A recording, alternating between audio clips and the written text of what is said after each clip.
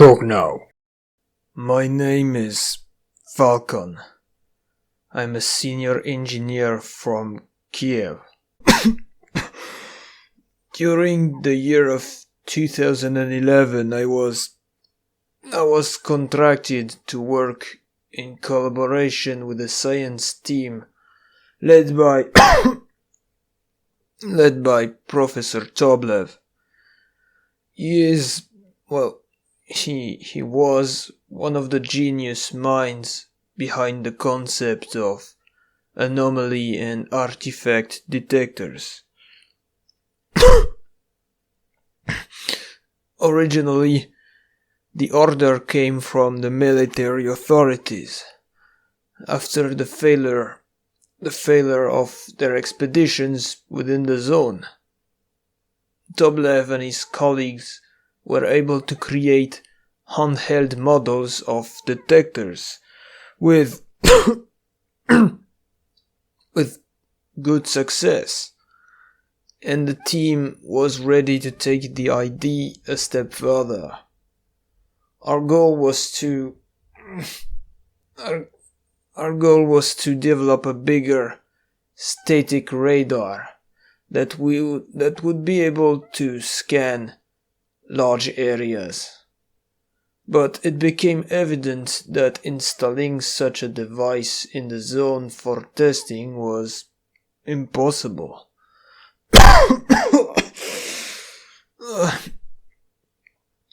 Simply because of the transport, especially with military expeditions being cut down to the minimum under the new commanding policy. What policy? The army lost too many men in the zone already. They would not launch any more operations until more discoveries would be made on how to protect their troops from anomalies and, blowouts. Alright, go on. We came up with an alternative solution to our problem. We developed a special portable kit that would allow to convert existing communication antennas into high-range anomaly detectors. The army approved of this method and allowed the testing. The kit's prototype was supposed to be tested on one of their antennas, located in the military warehouses. The professor and two of his assistants were to go into the zone and travel to that location, all by foot. So they hired a professional, a mercenary named S.T.A.L.K.E.R, and ventured into the zone. But they never reached their goal, nor did they come back. What happened then? I became growingly obsessed by all of this. Toblev was a good man, and I wanted to finish his research. Somehow, I managed to convince the ministry of letting me in. My mission would be to find out what happened to the professor and his assistants, and to complete the original task of testing the prototype kit on the military base's antenna. But the catch was that I would be going alone. So I went, with all the necessary scientific equipment. That's what is in your backpack? Yes. Everything I need to convert the antenna into an anomaly radar is in there. What happened in the warehouses? The antenna, it's broken. I was coming to the Dark Valley to find replacement parts. I was told that the area used to have old antennas as well. I thought perhaps I could try the experiment on one of them. What about the professor? Well, I found out that the professor and his men, they all died during an emission. So, what do we do with him?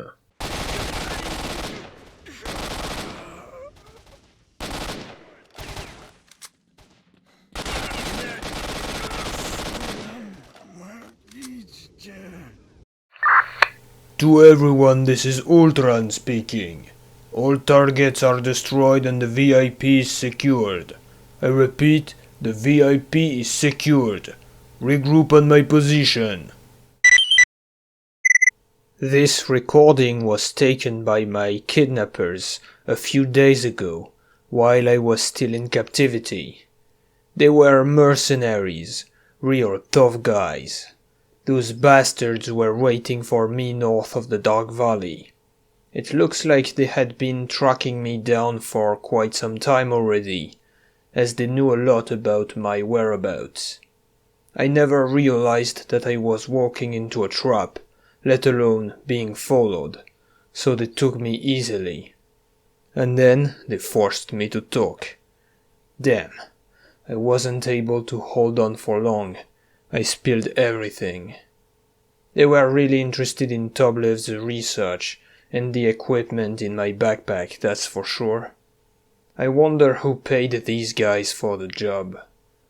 Well, now they're dead, so we'll never know. Indeed, the mercs were raided by another group, which saved my life. They are a squad of 6 military stalkers, and a loner who is guiding them through the zone. And actually their intervention was not a coincidence. They were also looking for me. It turns out the army realized that my mission and Professor Toblev's research are much more important than what they had anticipated. I guess they finally understood what incredible things we could achieve in the zone if we were able to reliably mark the positions of all anomalies. Damn, it's about time! And so the Ministry sent this team of experienced military stalkers to complete the mission. They did not imagine to find me alive, but hey, at least they came to my rescue when they found out.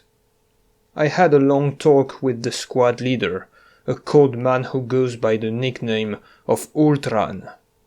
Much like with the mercs, I told him everything I know, but without being forced this time around. In return, he explained to me the new objectives regarding the experiment.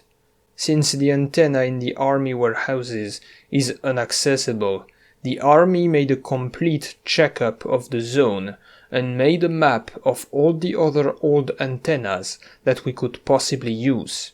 Some of them were supposed to be located here, in the Dark Valley, but it appears that everything was dismantled during a recent conflict in the area, some sort of bandit gang war, if the info is correct. In any case, we won't be able to perform the experiment here. According to the map, there is another batch of Soviet antennas in the Rostock factory. Fortunately, they should be found in the part of the factory which is not occupied by duty, an area called the Wild Territory.